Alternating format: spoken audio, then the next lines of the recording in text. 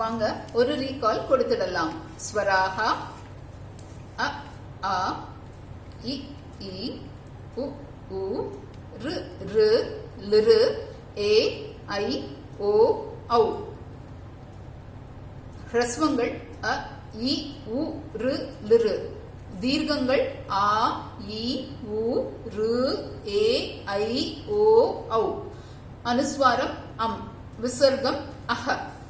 ವ್ಯಂಜನಾನಿ ಕಕ್ಕ ಗಗ್ಗನ್ಯ ಚಚ್ಚ ಜಜ್ಜನ್ಯ ಟಟ್ಟ ಡಡ್ಡನ್ನ ತತ್ತ ದದ್ದನ್ನ ಪಪ್ಪ ಬಬ್ಬಮ್ಮ ಯರ ಲವಳ ಶಶ சஹ. இரு வரிசையும் கடின எழுத்துக்கள். இந்த மூன்று எழுத்துக்களும் ஷஷ என்பது கடின எழுத்துக்கள். பிற எழுத்துக்கள் யாவும் மிருது எழுத்துக்கள் ஆகும். தமிழ் மெய் எழுத்துக்களான இக் இங் இச் இஞ்ச் என்பது தனித்து இயங்காது. அதுபோல சமஸ்கிருதத்தில் இக் இக் இக்கு இக்கு இங்கு என்பது தனித்து இயங்காது. ஆகவே இக் என்னும் மெய்யெழுத்து அ என்னும் உயிரெழுத்துடன் சேர்ந்து க என்னும் உயிர்மெய் எழுத்தாக உச்சரிப்பை பெறும். எழுதும் பொழுது கவனத்தில் கொள்க. அ இக்ஷ ரு ரு த ஷ ப த இவ்வெழுத்துக்கள் செங்குத்துக்கோட்டில் முடிவடையும் எழுத்துக்கள் ஆகும்.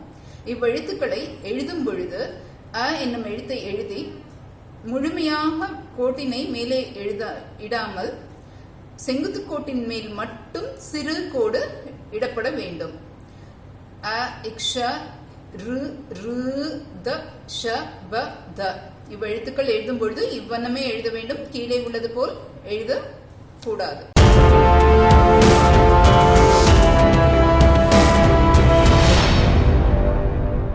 இன்று நாம் காண இருப்பது கூட்டெழுத்துக்கள். சம்யுக்தாக்ஷரம் என்று பெயர் சமஸ்கிருதத்தில். இதனை நாம் சம்யுக்த அக்ஷரம் என்று பிரித்து பொருள்பட போகிறது. இப்பொழுது சம் என்பது நன்கு, யுக்த என்பது கூடிய, அக்ஷரம் என்பது எழுத்து. நன்கு கூடிய எழுத்தே சம்யுக்தாக்ஷரம் ஆகும். இங்கு மெய்யெழுத்தும் சேர்ந்து கூட்டெழுத்துக்களை உருவாக்கப் போகிறது. சம்யுக்தாக்ஷரத்தை உருவாக்கப் போகிறது. இக்கு பிளஸ் க. இக் என்பதனை க எழுதி கீழே ஒரு கோட்டினை இட்டால் அது இக் ஆகும். அதே இக்கு க என்னும் எழுத்து செங்குத்துக்கோடு நடுவில் உள்ள எழுத்தாகும். ஆகவே அதனை எழுதும் பொழுது பாதியாக எழுதும் பொழுது செங்குத்து கோட்டை தாண்டி வந்ததும் அப்படியே நிறுத்திவிட வேண்டும். இக் என்பதனை நாம் இவ்வாறு எழுத வேண்டும். க என்பது முழுமையாக இங்கே எழுதலாம். அல்லது க என்னும் எழுத்தை செங்குத்து கோட்டின் கீழொன்றும் மேலொன்றுமாக எழுதினாலும் இக்க என்று ஆகும். மேலே எழுதிய க என்பதனை நாம் மெய்யெழுத்தாக உச்சரிக்க வேண்டும். கீழே எழுதிய கவினை நாம் உயிர்மெய் எழுத்தாக உச்சரிக்க வேண்டும். இதனை எப்பொழுதும் கவனத்தில் கொள்ள வேண்டும். கீழே உள்ள எழுத்து எப்பொழுதும் மெய்யெழுத்தாக உச்சரிக்கப்பட வேண்டும். மேலே இங்கே இரண்டாவதாக நாம் எழுதிய எழுத்தினை நாம் எப்பொழுதும் உயிர்மெய் எழுத்தாக உச்சரிக்கப்பட வேண்டும். இக்கு பிளஸ் க என்பது உயிர்மெய் எழுத்தாயிற்றே. எப்படி நாம் மெய்யெழுத்தும் சேர்வதாக சொன்னோம் அல்லவா? இக் என்பது க என்பது இக்கு பிளஸ் அ ஆகையால் மெய்யெழுத்தும் சேர்ந்து இக்க ஆகிறது. இக்கு பிளஸ் த. இக் என்பதனை நாம் இக் எழுதி த என்று எழுதுகிறோம். இதனை திரிசூல் போல் எழுதி தாவின் பக்கம் ஒரு சிறு கோடு இட்டும் எழுதுவது உண்டு. இதுவே பெரும்பாலும் வழக்கத்தில் உள்ளது. இக் த.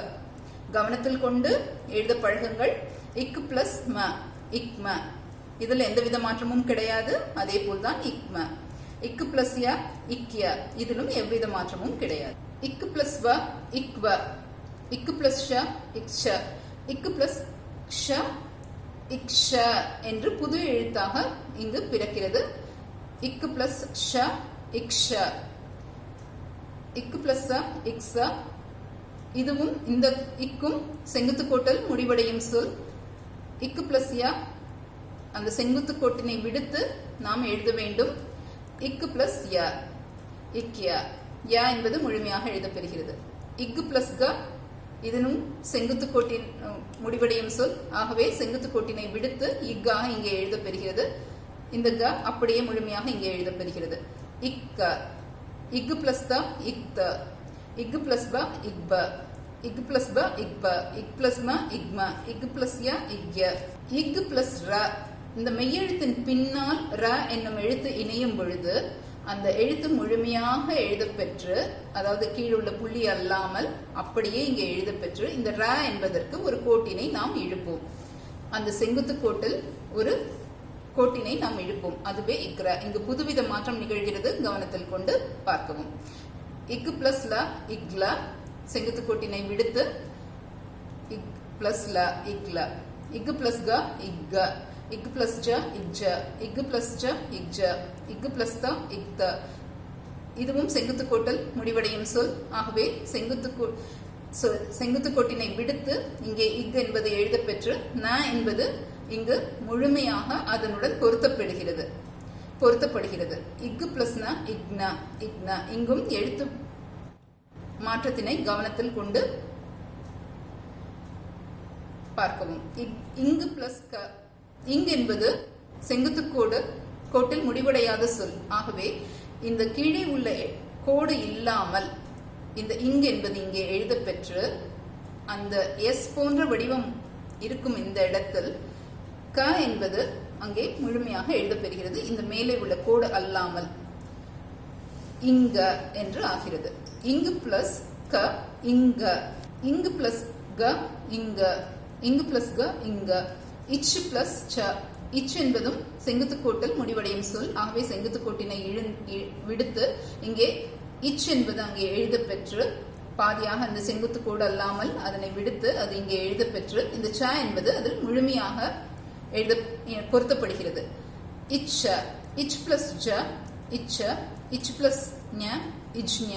இங்கே எல்லாம் செங்குத்து கோட்டினை விடுத்து இந்த ச என்பது அருகில் முழுமையாக எழுதப்பெறுகிறது. இஜ் பிளஸ் ய இச்ய, இஜ் பிளஸ் ஜ, இஜ் என்பதும் செங்குத்து கோட்டில் முடிவடையும் சொல்லாகும். இஜ் என்பது செங்குத்து கோட்டினை விடுத்து எழுதப்பெற்று பின்னர் இந்த ஜ என்பது அதன் அருகே முழுமையாக அதன் மேலே எழுதப்பெறுகிறது. இஜ்ஜ, இஜ் பிளஸ் ஞ, இஜ்ஞ. இங்கே புது எழுத்து பிறக்கிறது, இக்ஞ என்று சொல்வோம். இஜ்ஞ. இஜ் பிளஸ் ய இஜ்ய. இட் என்பது அந்த கீழே உள்ள கோட்டினை விடுத்து ட என்று எழுதப்பெற்று இங்கே அதன் மீது இந்த டவினை எழுதுகிறோம். இந்த மேல் கோடு அல்லாமல் அதில் எழுதுகிறோம். இட்ட ஆகிறது. இட் பிளஸ் ய. இங்கும் எழுத்து வடிவத்தில் ஒரு மாற்றம் உண்டு. இட் என்பது இந்த கீழ்கோட்டினை விடுத்து இங்கே எழுதப்பெற்று ய என்பது அந்த டாவில் தொக்கி நிற்கும். இது இட்ய ஆகிறது. இட் பிளஸ் வ இட்வ, இட் பிளஸ் ய. இதிலும் இந்த ய என்பது டாவில் தொக்கி நிற்கிறது, இட்ய. இட் பிளஸ் ர. இங்கும் எழுத்து வடிவத்தில் மாற்றம் உண்டு. இட் என்பதனை முழுமையாக அங்கே எழுதி ர என்பதனை ஒரு கோடாக இழுக்கிறோம். இட் ர. இட் பிளஸ் ய. இதிலும் இந்த கீழ்கோட்டினை விடுத்து நாம் டாவினை எழுதி ய என்பது அந்த டாவில் தொக்கி நிற்கிறது, இட்யா ஆகிறது. இன் என்பது செங்குத்து கோட்டில் முடிவடையும் எழுத்து. ஆகவே செங்குத்து கோட்டினை விடுத்து இங்கே எழுதப்பெறுகிறது. ட என்பது பின்னே எழுதப்படுகிறது. இன்ட, இன் பிளஸ் ட இன்ட, இன் பிளஸ் ந இன்ன. இத் பிளஸ் த இத்த. இதுவும் செங்குத்து கோட்டில் முடிவடையும் சொல். ஆகவே செங்குத்து கோட்டினை விடுத்து இங்கே எழுதப்பெறுகிறது எப்பொழுதும் போல. இத் பிளஸ் த இத்த, இத் பிளஸ் ந இத்ன. இத் என்பது த செங்குத்து கோட்டில் முடிவடையும் சொல். ஆகவே செங்குத்து கோட்டினை விடுத்து ந என்பது அருகில் முழுமையாக எழுதப்பெறுகிறது. இத்ன. இத் பிளஸ் ப இத்ப, இத் பிளஸ் ப இத்ப, இத் பிளஸ் ம இத்ம, இத் பிளஸ் ய இத்ய, இத் பிளஸ் ர. இங்கு இத் என்பது இந்த கோட்டினை விடுத்து இங்கே எழுதப்பெற்று ர என்பதற்காக செங்குத்து கோட்டிலிருந்து ஒரு கோடு இழுக்கப்பெறுகிறது. இது பழைய புத்தகங்களில் நாம் காணும் வடிவமாகும். இப்பொழுது இந்த இத்ரா என்பது இவ்வாறு எழுதப்பெறுகிறது. புது எழுத்து வடிவம் பெறுகிறது. இங்கே இத் பிளஸ் வ இத்வ, இத் பிளஸ் ச இத்ஸ, இத் பிளஸ் ந இத்ன. இதுவும் செங்குத்து கோட்டில் முடிவடையும் சொல். ஆகவே செங்குத்து கோட்டினை விடுத்து இது இங்கே ந என்பது அருகில் எழுதப்படுகிறது, இத்ன ஆகிறது. இத் பிளஸ் ய. இத்து என்பதும் செங்குத்து கோட்டில் முடிவடையும் சொல். ஆகவே செங்குத்து கோட்டினை விடுத்து ய என்பது அருகில் எழுதப்படுகிறது, இத்ய. இத் பிளஸ் ந இங்கே கீழ் இத் என்பதும் செங்குத்து கோட்டினை விடுத்து இங்கே எழுத பெற்று ந என்பது அதில் பொருத்தப்படுகிறது. இத்ன. இத் என்பது இத் பிளஸ் ம இத்ம, இத் பிளஸ் யா இத்யா, இத் பிளஸ் ர இத்ர. இங்கும் இத் என்பது கீழே உள்ள கோட்டினை விடுத்து இது இங்கே எழுத பெற்று முழுமையாக எழுத பெற்று ர என்பதற்காக ஒரு கோடு செங்குத்து கோட்டிலிருந்து இழுக்கப்படுகிறது. இத்ரா ஆகிறது. இத் பிளஸ் வ இத்வ, இத் பிளஸ் க இத்க. தாவும் இந்த கீழே உள்ள கோட்டினை விடுத்து எழுத பெற்று க என்பது அதன் வாலில் சேர்த்து எழுதப்படுகிறது. இத்கா ஆகிறது. இத் பிளஸ் த. இங்கு த என்பது கீழே உள்ள கோட்டினை விடுத்து இங்கே முழுமையாக எழுத பெற்று இந்த சி என்று வரும் இடத்தில் இந்த செங்குத்து கோட்டினை விடுத்து இந்த த இங்கே பொருத்தப்படுகிறது. இத்தா ஆகிறது. இத்து பிளஸ் ந இத்ன. அதே போல்தான் த என்பது எழுத பெற்று இது செங்குத்து கோட்டினை விடுத்து இங்கே பொருத்தப்படுகிறது. இத்ன. இத் பிளஸ் ப இத் ப. இங்கும் அதே போல்தான். இத் பிளஸ் ப இத் ப இத் ப. இத் பிளஸ் ம இத் ம. இத் பிளஸ் ய. இங்கு த என்பது எழுத பெற்று யாவின் மேலே உள்ள அந்த வளைவு விடுத்து கீழே உள்ள வளைவு இதனுடன் இணைந்து வந்து இத்யா ஆகிறது. இத் பிளஸ் ர. இத் என்பது அந்த கீழே உள்ள புள்ளியை விடுத்து முழுமையாக எழுத பெற்று ர என்பது என்பதற்காக ஒரு கோடு இழுக்கப்பெறுகிறது. இத்ரா ஆகிறது. இத் பிளஸ் வ இத்வ. இன் பிளஸ் த. இன் என்பதும் செங்குத்து கோட்டில் முடிவடையும் சொல்லாகவே அது செங்குத்து கோட்டினை விடுத்து த என்பது அருகில் எழுதப்படுகிறது. இந்த இன் பிளஸ் ந. இன் என்பதும் அதே போல்தான் இன்ன. இன் பிளஸ் த இந்த. இன் பிளஸ் த இந்த. இன் பிளஸ் ம இன்ம. இன் பிளஸ் ய இன் ய. இன் பிளஸ் ர இன் ர. இன் பிளஸ் வ இன்வ. இப் பிளஸ் த. இப் என்பதும் செங்குத்து கோட்டில் முடிவடையும் சொல் ஆகவே செங்குத்து கோட்டினை விடுத்து அது எழுத பெற்று பின் த என்னும் எழுத்து எழுதப்பெறுகிறது. இப் பிளஸ் த இப்த. இப் பிளஸ் ப இப்ப. இப் பிளஸ் ம இப்ம. இப் பிளஸ் ய இப்ய. இப் பிளஸ் ர இப்ர. இப் பிளஸ் ல இப்ல. இப்ல என்பது செங்குத்து கோட்டினை விடுத்து ப என்னும் எழுத்து எழுத பெற்று ல என்பது எழுதி இப்ல ஆகிறது. இப் பிளஸ் த. இப் என்பதும் செங்குத்து கோட்டில் முடிவடையும் சொல் ஆகவே செங்குத்து கோட்டினை விடுத்து இப் த இப்த. இப் பிளஸ் ர இப்ர. இப் பிளஸ் ந இப்ன. இப் என்பதற்கு கீழே உள்ள கோடு விடுத்து செங்குத்து கோட்டினை விடுத்து இங்கே எழுத பெற்று பின்ன என்பது அதனுடன் பொருத்தப்படுகிறது. இப்ன. இப் பிளஸ் ம இம் பிளஸ் ம இம் ம.